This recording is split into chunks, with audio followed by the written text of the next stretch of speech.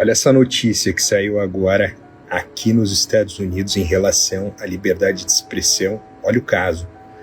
O influenciador Brian Johnson, conhecido como Liver King, foi preso em Austin, Texas, por postar vídeos convocando o podcaster Joe Rogan para uma luta homem a homem, ou seja, para sair na mão.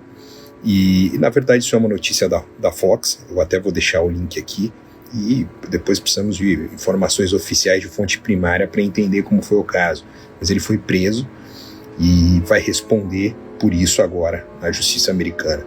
Veja que a percepção do brasileiro sobre a regulação americana, a primeira emenda, liberdade de expressão e etc., por muitas vezes é equivocada, porque você pega recorte, etc., e passa a se utilizar isso. Tem que tomar muito cuidado, porque você precisa conhecer a regulação antes de você entender melhor como